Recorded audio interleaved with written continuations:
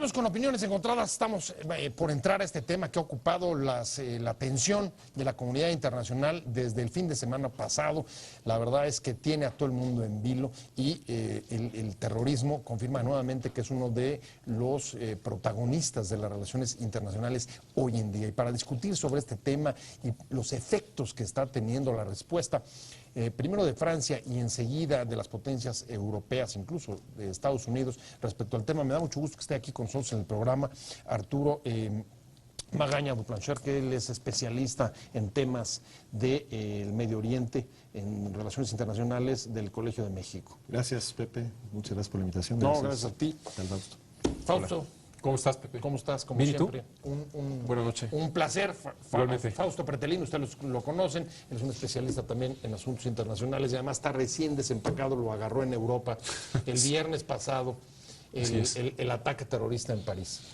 Pues sí, estaba en Barcelona y previamente en Bruselas, ¿no? Es un momento pues complicado. Yo antes del viernes por la noche, el día que fue los atentados, en Bruselas, afuera de las instituciones europeas, como nunca lo había visto, había seguridad, ¿no? Había dos miembros del ejército, afuera del Consejo de Europa, afuera del Parlamento Europeo, afuera de la Comisión Europea.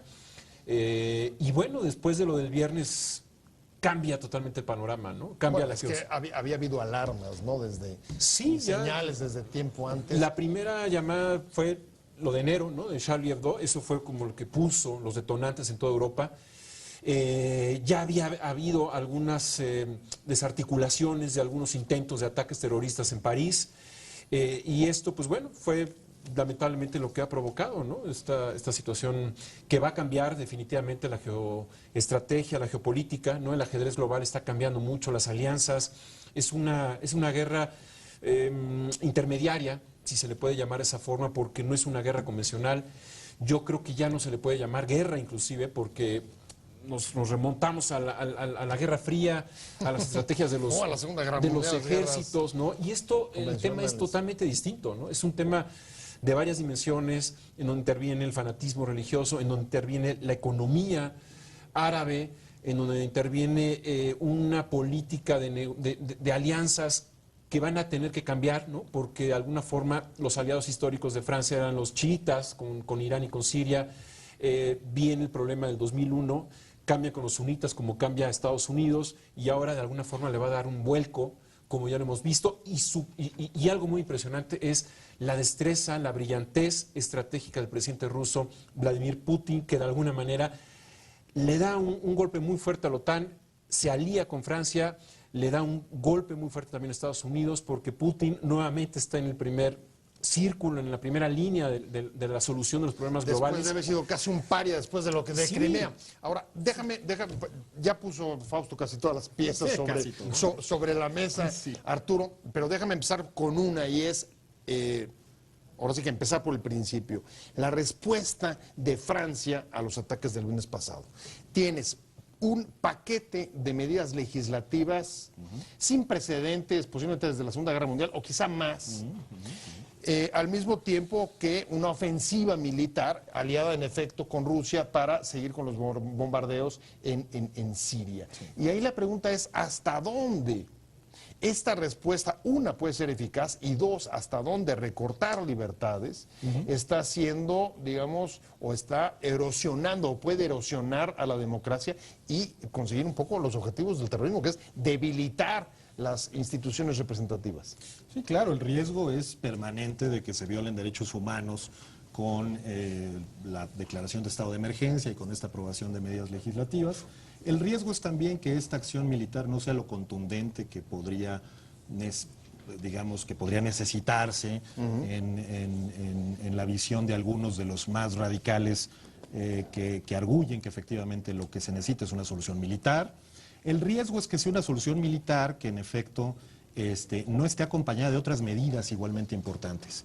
Creo que pudimos ver, digamos, un despliegue de sofisticación impresionante de estas milicias, de estos grupos terroristas, y efectivamente creo que es importante también apostarle a una serie de medidas vinculadas con el tema policíaco y el tema de inteligencia, que me parece que había sido muy maltratado en años pasados, quizá a partir de enero con lo de Charlie Hebdo y febrero digamos que volvió a tener atención pública, pero también el riesgo es que, digamos, para unos resulte insuficiente y para otros resulte demasiado. Es decir, en realidad yo he escuchado las dos posiciones, es decir, enviaron tantos bombarderos y dejaron caer tantas bombas allá, pero en realidad eso no es suficiente, necesitamos más. El problema también es que se vayan a entender que no es suficiente con bombardeos aéreos y que es necesario enviar tropas en el terreno. No solo eso es un poco, bueno, es un poco y un mucho delicado en el sentido de que necesitas un esfuerzo no solo multinacional carísimo, que desde luego no parece estar, digamos, en el espacio de las prioridades del resto de los participantes de esta coalición, pero necesitas algo que en realidad no ha sucedido, que es convencer tanto a Rusia como a Estados Unidos de participar en acciones coordinadas. Acciones que, digamos, por derecho propio participan, pero no necesariamente acciones coordinadas a nivel bélico, pero también a nivel político en Siria. Eso en realidad no está pasando. Ahora, Arturo dice solución militar, policías, inteligencia que ha sido olvidada, pero tú al mismo tiempo decías en tu primera intervención, esta no es una guerra convencional y si uno incluso ve a ISIS, ve que es una especie de cabeza de hidra de dos piezas, porque por un lado están pues digamos, los extremistas nacidos en Francia, que están operando en Francia, que son franceses, y por otro lado están pues los movimientos extremistas operando desde Medio Oriente. Entonces, cuando uno dice solución militar, ¿dónde? ¿Dentro de Francia o fuera de Francia? Policía e inteligencia, ¿dentro o fuera de Francia? Y en esa medida, ¿qué puede ser o no eficaz? Claro. A ver, yo creo que el presidente François Hollande se precipita a tomar decisiones que se iban a llegar a tomar tarde o temprano, pero que de alguna manera no toma en cuenta dos aspectos importantes. Primero, el perfil de al-Baghdadi, que es el líder del Estado Islámico, que es totalmente distinto al que tenía Osama Bin Laden. Dos, que debería de tomar en cuenta que a la hora de que hace la alianza con el presidente ruso, está distanciándose de lo que podría ser la OTAN. Y tres, de alguna manera, el elemento fundamental es las garantías individuales, ¿no?, que podrían verse dañadas dentro de su país. Yo creo que son tres elementos importantes, porque, repito, las decisiones que tomó después de los ataques de enero a Charlie Hebdo eran muy eficientes desde el punto de vista de intervenir la comunicación, las redes sociales y las llamadas telefónicas sin una orden judicial. Se llegó a un acuerdo, ¿no?, a nivel de todos los partidos políticos. Y entonces eso era importante, ¿no? Es decir, en este caso la decisión es muy complicada porque es necesario estudiar el perfil de al-Baghdadi. Es un personaje que entiende muy bien el tema de las redes sociales, de la comunicación, a diferencia de Osama Bin Laden. Evidentemente son 10 años de distancia, pero es importante tomarlo en cuenta. Segundo, Osama Bin Laden lo que quería era atacar a Estados Unidos en Estados Unidos. Era su obsesión, lo logró, ¿no? Y en este caso la idea de al-Baghdadi es primero hacer un polvorín en Oriente Medio y posteriormente, como ha sucedido ya, y posteriormente invitar a las potencias como Francia, como Estados Unidos a que participen para que de alguna forma también tenga sus consecuencias muy importantes a nivel internacional, que eso es lo más peligroso. Es decir, en este momento al-Baghdadi le ha salido lo que planeó, ha alcanzado sus objetivos y ha pervertido las coaliciones desde el punto de vista de que, por un lado, Estados Unidos se distanció mucho de Rusia por el tema de Crimea, y hoy, paradójicamente, es uno de los tres vértices del triángulo en Oriente Medio que podría tener las soluciones. Eso es algo muy importante, ¿no? A ver, yo creo. Pero fíjate qué paradójico, Arturo, voy contigo, y es, a ver, no creo que Hollande tenga demasiados problemas para pasar el paquete de medidas antiterroristas en la Asamblea Nacional. Es decir, que los franceses están diciendo, sí, regulación interna, estamos dispuestos a sacrificar libertades a cambio de que nos dé seguridad. Pero hacia afuera lo que ha encontrado es frialdad de parte de los alemanes y bastante también distancia de parte del presidente Obama de Estados Unidos. Y en efecto, cae más o menos, digamos, a los brazos de los rusos, que antes eran los malos y los que ponían en la picota a la Unión Europea, con la política no solamente en Crimea, sino en el propio Oriente Medio. Sí, está claramente en un brete. Coincido con Fausto en que efectivamente tiene esta presión. Además tiene una presión doméstica, que es, digamos, no actuar de una manera contundente y para satisfacer, digamos, los comprensibles deseos de, digamos, no venganza, pero digamos de reciprocidad con el Estado Islámico, pues claramente la extrema derecha puede cultivar mucho de ese descontento con una política distinta. Con todo y eso también enfrenta un problema mayúsculo, como bien dices, en el tema internacional, en la medida en que algunas de las medidas que se proponen en el exterior pues son las medidas que han probado su fracaso. Digamos, la batalla contra el Estado Islámico no comienza ahora, comienza desde los albores de la guerra civil siria y desde el momento en que Estados Unidos, junto con sus aliados, decide conformar esta coalición en 2014. Y hasta el momento, pues le han quitado de territorio conquistado en Irak y en Siria y en otros países cercanos, algo así como el 20%, después de incesantes bombardeos y actividades bélicas en el terreno. Es decir, proponer eso y solo eso, me parece que sí es una política poco eficaz en el corto y mediano plazo. Es verdad que hay que conocer al Baghdadi y que hay que conocer las diferencias entre Al-Qaeda y el Estado Islámico, porque además son diferencias programáticas y diferencias relevantes en el contenido, digamos, de su actuación. Quitarle el territorio suena bien, y sin embargo, insisto, creo que las campañas militares, tal cual las hemos visto hasta el momento, no han sido eficaces, porque no le han quitado tampoco un sustento y un apoyo entre la población local, un apoyo que tiene, un apoyo que se ha ganado a partir de, digamos, una actuación social, si ustedes quieren, reprochable por todo, digamos, lo que eso significa para violentar derechos humanos y garantías individuales y para conformar un gobierno totalitario que desde luego reprobamos desde Occidente, sin duda, pero que ha recuperado cierta credibilidad frente a la población, construyendo escuelas, restableciendo carreteras, etcétera, etcétera. Es decir, haciendo lo que no habían hecho las autoridades ni iraquíes ni sirias y que no pueden hacer tampoco en el escenario de una confrontación abierta, ¿no? Sobre la eficacia de estas políticas, me retrae el comentario de Arturo Fausto al tema de justo las respuestas que dio Estados Unidos en 2001 con las Torres Gemelas. Acta patriótica, un poco parecido, y la invasión a Irán. A Irak. A Irak, perdón. Esto prueba, digamos, cómo con ese referente puedes, digamos, evaluar la eficacia ahora de los movimientos del presidente Hollande. Yo creo que esa es una parte fundamental. O sea, ya se tiene un referente. O sea, se tiene un referente de la decisión que tomó el presidente Bush en el 2001 y que la eficiencia de los ataques de la invasión fue reprobable. El hecho de que se haya llevado al Consejo de Seguridad y no le hayan permitido a Bush poder atacar a Irak, ahí empezó mal, hay una fisura, hubo una fisura.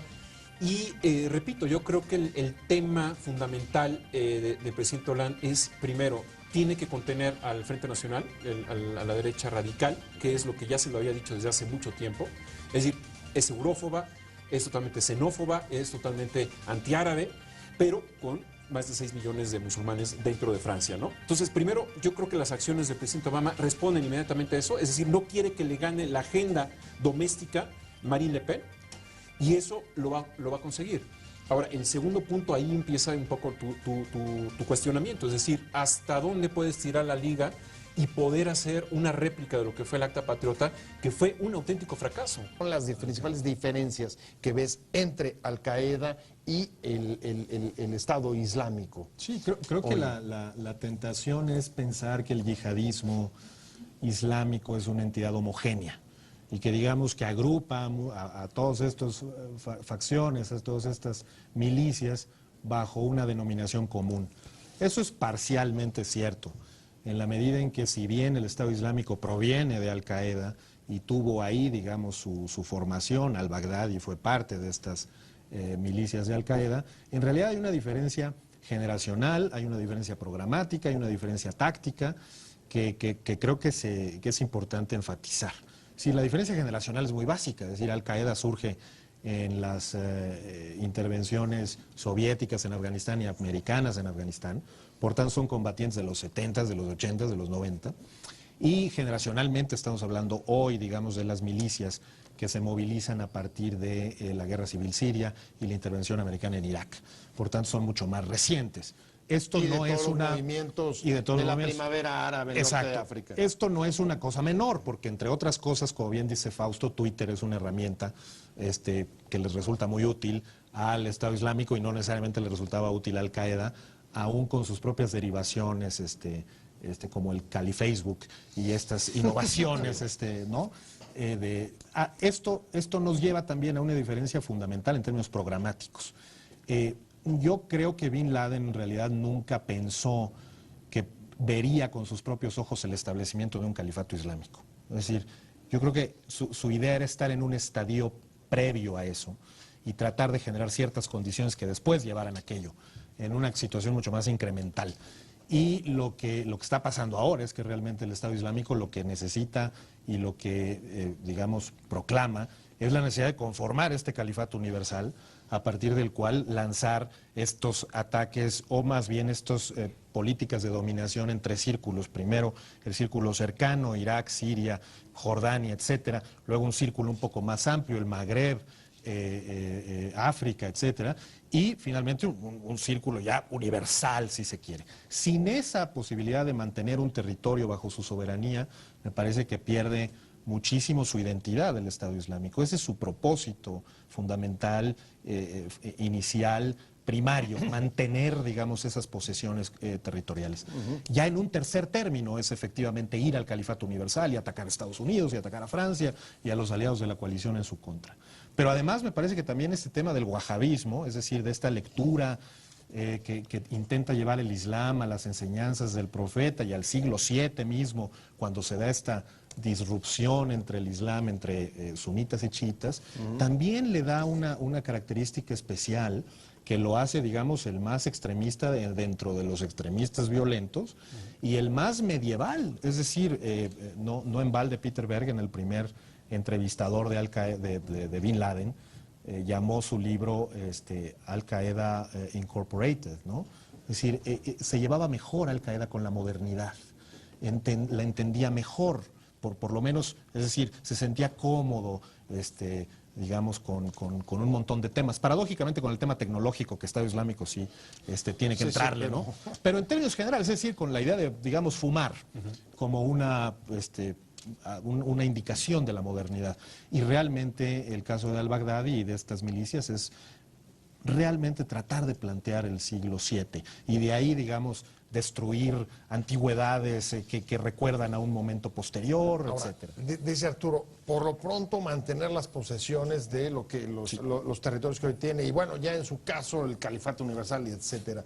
Pero he estado leyendo también, Fausto, algunas declaraciones de algunos estudiosos de institutos árabes en Inglaterra, en Francia, donde dicen, están viviendo, por ejemplo, la intervención francesa y Rusia en Siria, como una especie de apocalipsis o fin del mundo, y eso pues te genera justamente poblaciones desesperadas que creen que sí se está llegando el fin del mundo y que pues en su caso pues la respuesta es eso, la de pues un suicidio colectivo. A ver, yo creo que habría que ampliar un poco el mapa, ¿no?, de intereses que existe en esta guerra, porque de alguna forma no perdamos el sentido de esta guerra, es esta confrontación entre chiitas y sunitas, ¿no? Y la gran oportunidad que ha tenido como herramienta el Estado Islámico por parte de los árabes saudíes, los cataríes, los de Kuwait, ¿no?, que se ha demostrado que hay patrocinio. O sea, lo que hemos visto es simplemente a estos personajes que están desamparados de una estructura de mercado fuera, que están totalmente marginados de una probabilidad de integrarse a través del trabajo, ¿no?, o de la escuela, de la educación, y que ha surgido este personaje que él, en este caso al-Baghdadi, les abra los brazos, les junte su hombro y les dé la oportunidad de reivindicarse ante estos malvados de Occidente. Utilizando un storytelling, un cuento, ¿no?, desde el punto de vista, y lo digo con todo respeto, religioso, pero que hay un fanatismo totalmente desbordado, ¿no?, totalmente ciego, ¿no?, en donde se quiere ir hacia 1153 o 1253, cuando los mongoles desmontan el califato, ¿no? Y entonces es la oportunidad para ellos Y sin embargo, la Realpolitik está sustentada en la compra de aviones Airbus por parte de Arabia Saudita a Francia, en donde el presidente François Hollande estuvo en el Riad hace un par de meses, ¿no? En donde son los árabes saudíes que están en París comprando Louis Vuitton, Chanel, los grandes marcas de perfumes y ropa en París, que tienen ese ángulo occidentalista, pero que gran parte de los gobernados son personajes que están aislados, ¿sí? Entonces, lo importante que sería para mí es que en este momento haya un punto, una estrategia, a ver, voy a exagerar un poco, a la Hans Burton, ¿no? Es decir, a ver qué pasa si Francia y Estados Unidos le ponen un obstáculo a Arabia Saudita hasta que los políticos reivindiquen y castiguen severamente lo que está sucediendo y les corte el financiamiento. ¿Qué pasaría si el presidente François Hollande, sí, está muy bien que entre sin permiso judicial a revisar lo que ha sucedido con estos movimientos, estas células, como ocurrió esta madrugada en París, pero también decir, a ver, tenemos que tomar distancia de estos personajes y tenemos que tener la seguridad de que ya no va a volver un financiamiento, porque de alguna manera hoy el Estado Islámico nos sorprende. El Wall Street Journal habla de que hay 2 millones de dólares que entran por venta de petróleo, que es un petróleo robado, y que de alguna manera quien también le compra el petróleo al Estado Islámico es Turquía, ¿no? Es decir, aquí aparece Erdogan como otro personaje que se ha hecho de la vista gorda, en donde no ha atacado realmente al Estado Islámico, porque el Estado Islámico le está haciendo favor de atacar a los kurdos, que es otra etnia que también está metida en el tema, ¿no? A ver, entonces, hay como varios planos aquí, difíciles a veces de interpretar, pero por un lado tienes una serie de políticas occidentales en Medio Oriente, económicas y sociales, que han acabado por fortalecer, digamos, a los movimientos más sectarios y extremistas, como son el Estado Islámico. Y el conflicto que vienen arrastrando, incluso se ha agudizado en el último año, o un poco más de un año, entre chiitas y sunitas, y el cambio de alianzas con respecto de Occidente. Sí, claro. ¿Cómo empiezas a desandar esta madeja, digamos? Sí, efectivamente, está en pashtun, por hablar de algunos de los idiomas que maneja el Estado Islámico en sus panfletos en Pakistán. Tiene razón Fausto, la cifra en realidad es 2.000 millones de dólares de ingresos petroleros, me parece que es la que maneja The New York Times, de ingresos petroleros por la venta de crudo en mercados, en mercado negro. Sí, 2.000 millones, 2.000 millones de dólares anuales, más o menos el cálculo de ingresos que tan solo por esa fuente obtiene. Habría que a eso añadir los ingresos que obtiene ya como gobiernos establecidos. Dos cosas. Una, esos 2.000 millones de los que está hablando New York Times, y ustedes han citado, de los cuales ni el propio presidente Hollande ni ningún europeo se está refiriendo. Y el otro elemento para entender la cuadratura del círculo en Medio Oriente es quién está apoyando al presidente sirio. Sí, hay muchas fuentes de financiamiento y muchas fuentes de respaldo político al Estado Islámico que, digamos, no han sido debidamente valoradas en este análisis. Es una institución muy rica, es una institución que controla vastos territorios. Sí, empezaron con Al-Raqqa, la capital del norte de Siria, que un poco tiene el tamaño de la Ciudad de México. Eso sí, muchísimo menos poblada, tiene una población menor, mucho menor, 500.000 habitantes, una cosa así, pero hoy controlan un territorio vasto y controlan un territorio de 10 millones de habitantes que pues pagan impuestos, por ejemplo, o si es que queremos pensar que lo que hacen son lo que cobra el Estado Islámico o el autoproclamado Estado Islámico son impuestos, y efectivamente la venta de crudo y el saqueo y el contrabando de toda clase de mercancías, incluidas piezas arqueológicas, las más valiosas, no destruyen todas, es decir, no son completamente irracionales o medievales en ese sentido, buscan efectivamente vender algunas, pues tienen clientes y respaldo político en muchas de estas monarquías. Peor tantito, no público ni mucho menos, pero digamos existe respaldo privado suficiente. Pero en muchas de estas petromonarquías, que decías tú bien, eso es un eufemismo, en realidad también tienen una gran responsabilidad en relación con la crisis siria, de entrada porque no han acogido a un solo refugiado, a pesar de que efectivamente pues comparten, digamos, una tradición cultural y una historia y una lengua, y pues no han acogido uno solo. Sí, los llamamientos a eso han sido escasos.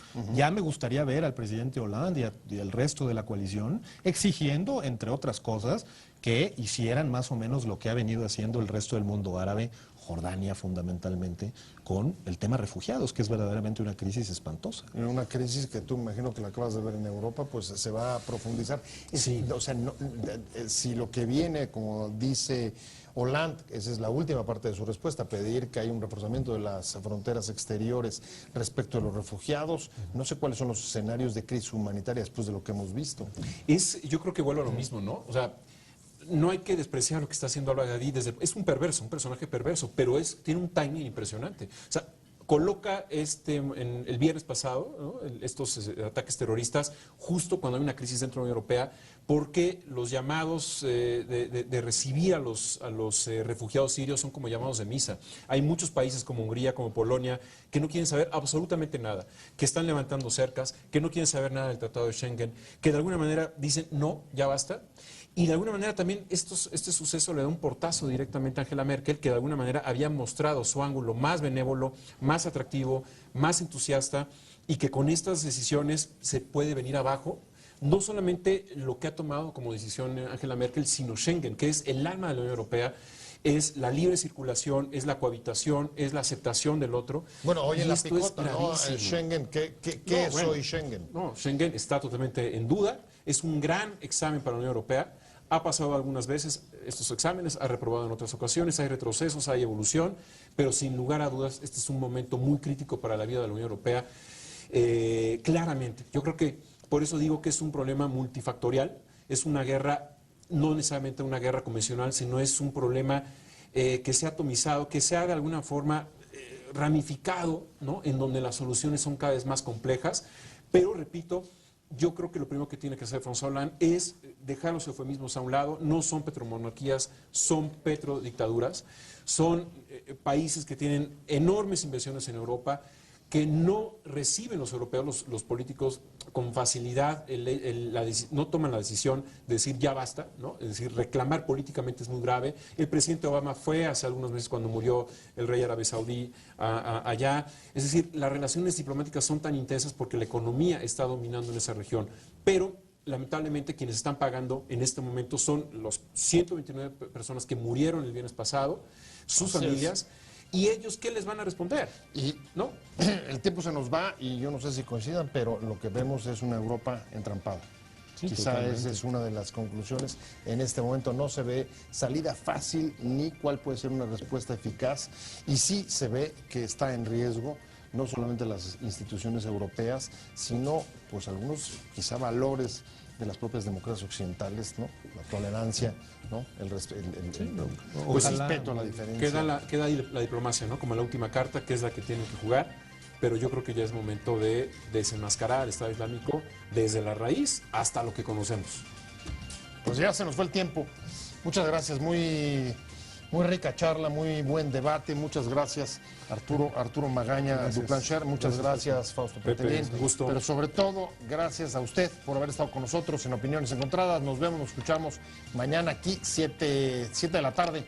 7 de la tarde en punto desde la esquina de la información. Y mientras tanto, páselo muy bien.